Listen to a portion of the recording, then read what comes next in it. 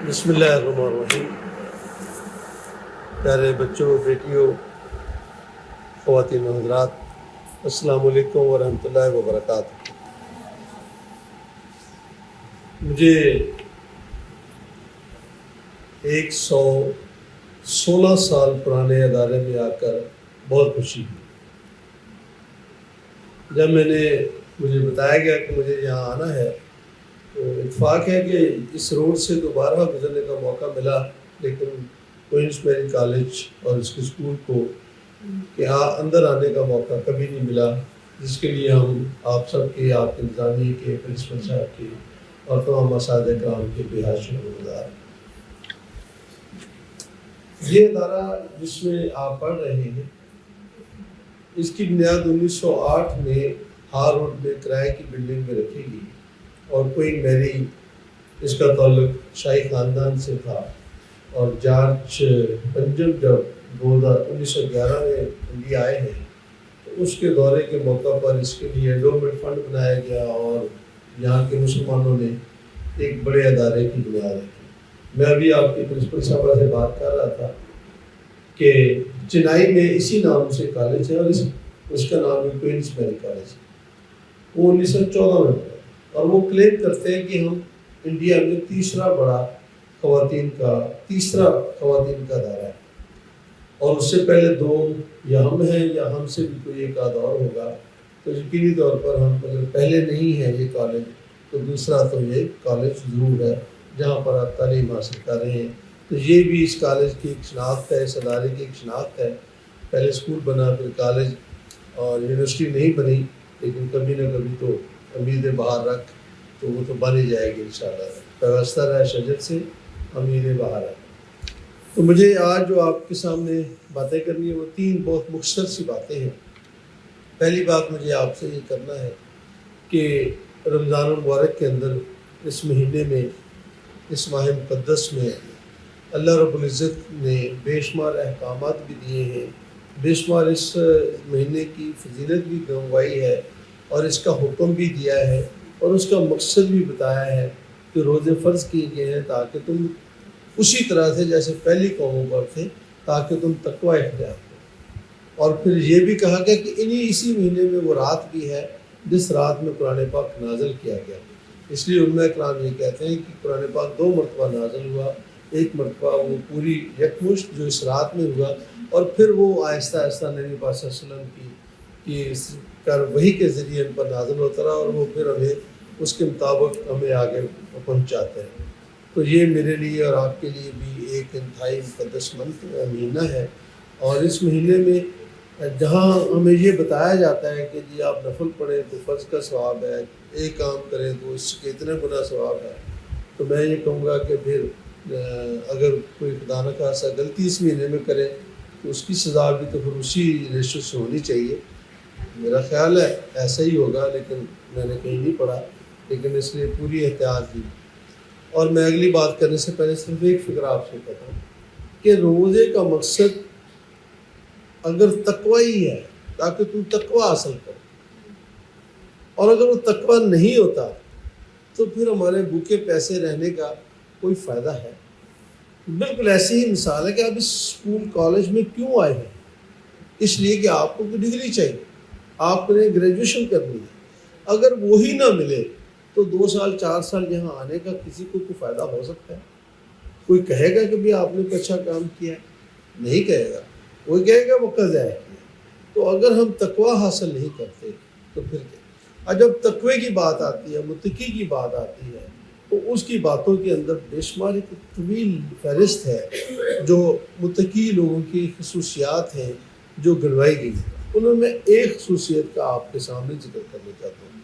وہ لوگ جو متقی ہوتے ہیں وہ اللہ کا خوف بھی رکھتے ہیں، اور اسی خوف سے اللہ کے بندوں کی خدمت بھی کرتے ہیں۔ میں صرف باقی متقی کا بہت ایک طویل فہرست ہے جو آپ کو قرآن و حدیث میں مل جائے گی، میں صرف اس ایک موضوع پہ بات کرنا چاہتا ہوں۔ اس میں یہ ہے کہ وہ خدمت کرتے ہیں، اللہ کے بندوں کی خدمت کرتے ہیں، وہ جانوروں کی بھی خدمت کرتے ہیں، اور وہ اپنے انوائرمنٹ کی بھی خدمت کرتے ہیں۔ وہ لوگ ہیں جو کسی کو نقصان نہیں پہنچاتے، کسی کو فائدہ کرتے ہیں۔ ایسے ہی کچھ متقی لوگوں نے یہ سوچا کہ ہمیں یہ کام جو ہے انفرادی طور پر کرنے کی بجائے کیا ہم اس کام کو بھی اجتماعی طور پر کر سکتے ہیں. تو انہوں نے 1990 میں آج سے 34 سال پہلے الخدمت فاؤنڈیشن پاکستان کی بنیاد رکھی اور اس کا مقصد تھا سروس ٹو دا ہیومینٹی، ہر انسان کی خدمت. بلکہ اب تو ہم نے اسے اور بڑھا لیا ہے کہ ہم ہر جانور کی خدمت، اگر کہیں جانوروں پہ ظلم ہو رہا ہے اور ان کے رائٹس ہیں یا ان کی ضروریات ہیں وہ پوری نہیں ہو رہی، تو ہم اس کے خلاف بھی کام کرنے، ان کے حق میں بھی کام کرنے تیار. اور ہم تو اس سے بھی اب آگے بڑھ گئے کہ جو انوائرمنٹ ہے، یہی لاہور شہر جو کبھی باغوں کا شہر کہلاتا تھا، لوگ یہاں رہنا پسند کرتے تھے، ان کا پسندیدہ شہر تھا. مغل بادشاہوں کا یہاں پر دربار تھے، وہ کئی سال یہاں پر رہتے تھے اور اس سے پہلے بھی حکومتیں یہاں پر رہیں. اور آج آپ پولوشن میں صبح آپ اٹھتے ہیں تو پتہ لگتا ہے کہ جی انڈیکس جو ہے آج 400 کراس کر گیا، جبکہ 100-150 سے اوپر نہیں ہونا چاہیے. تو الٹیمیٹلی ہم ایک ہائیلی پولوٹڈ سٹی میں میں اور آپ رہ رہے ہیں. اور وہ کہتے ہیں اس سے 6 سال عمر بھی کم ہو جاتی ہے. میرا خیال وہ تو ایک آدھ مرتبہ ہو تو ہو جائے گی، لیکن یہ مستقل اگر یہی صورتحال رہی تو یہ تو 60 سال بھی کم ہو سکتی ہے. اس لیے ہم اس میں بھی کام کر رہے ہیں کہ ہمیں اس لاہور شہر کو بھی بہت اچھے طریقے سے سنوارنا بھی ہے، نہ صرف لاہور، باقی. اب الخدمت نے جب یہ لوگوں نے سوچا کہ ہم نے کام کرنا ہے تو پھر انہوں نے اپنے کام کو 7 حصوں میں تقسیم کر لیا کہ اچھا ہم یہ کام کریں گے، اور اس میں معاشرے کا کوئی بھی حصہ جو ہے وہ علیحدہ نہیں تھا. مثلا انہوں نے کہا کہ جی ہم ڈیزاسٹرز میں کام کریں گے. جب بھی کوئی بھی ڈیزاسٹر ہوگا، وہ پاکستان میں ہو، ترکی میں ہو، فلسطین میں ہو، برما میں، سری لنکا ہو، افغانستان ہو، ایران ہو یا پاکستان کے کسی بھی حصے میں ہو، ہم اس میں جائیں گے. الحمدللہ آپ نے کووڈ میں ہمیں دیکھا، آپ نے فلڈ میں ہمیں دیکھا، اور پھر آپ نے ترکی کے زلزلے میں ہمیں دیکھا، اور آج آپ ہمیں فلسطین کے اندر دیکھ رہے ہیں کہ کس طریقے سے ہم پاکستان. آپ کو یہ خوشی ہوگی کہ پاکستان کی نمائندگی وہاں پر صرف ہم ہی کر رہے ہیں، اور حکومت کے ساتھ مل کر ہماری چیزیں وہاں جا رہی ہیں. اب تک ہم کو 6 ہوائی جہاز بھجوا چکے ہیں بھر کر، اور اب ایک بحری جہاز بھی جا رہا ہے. تو یہ ایک یہ ڈیزاسٹر کا کام تھا. پھر ہم نے کہا کہ ہم آرفن میں بھی کام کریں گے.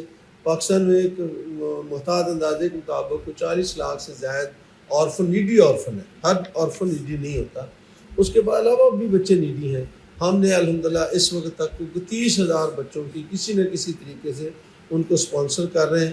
لوگوں سے پیسے لیتے ہیں، ان کی والدہ کے یا ان کے گارڈین کے اکاؤنٹ میں بھیجتے ہیں، ان کی تعلیم و تربیت کا بندوبست کرتے ہیں. پھر اس کے بعد ہم نے یہ سوچا کہ جی ہم اب اس کے بعد پانی میں کام کریں. تو الحمدللہ اب ہم ہزاروں کی تعداد میں پانی کے منصوبے ہیں. اس میں فلٹریشن پلانٹ بھی ہے، اس کے اندر نلکے بھی ہیں، کنویں بھی ہیں، گریوٹی فلور بھی ہے.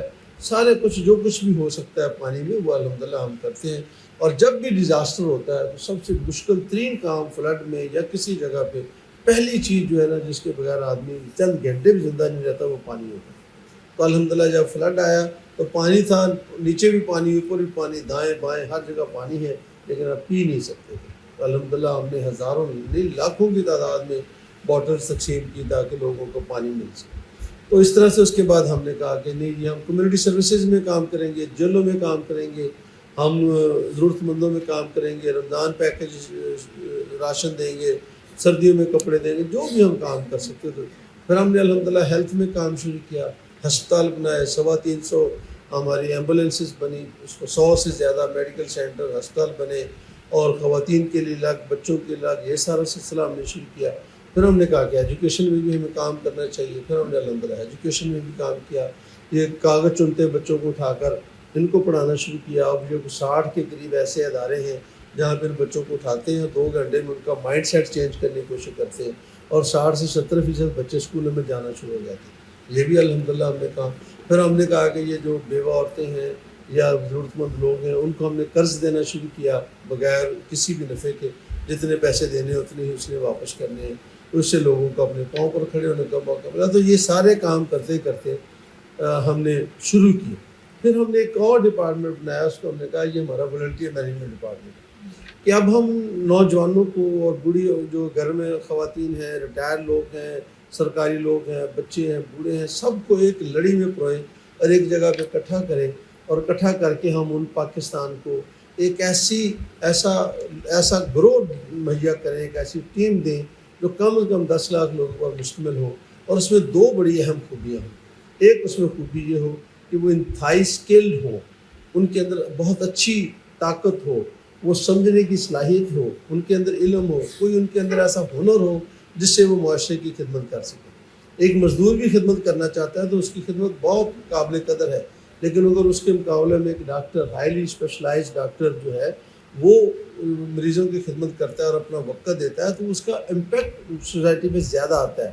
یہ تو اس بات سے تو آپ اتفاق کریں گے نا جی۔ تو اس لیے ہم نے پہلے ہی یہ شروع کی ان کو اسکلڈ کریں، اس کے لیے ہم نے شارٹ کورسز شروع کیے۔ پچھلے دنوں انہوں نے چیٹ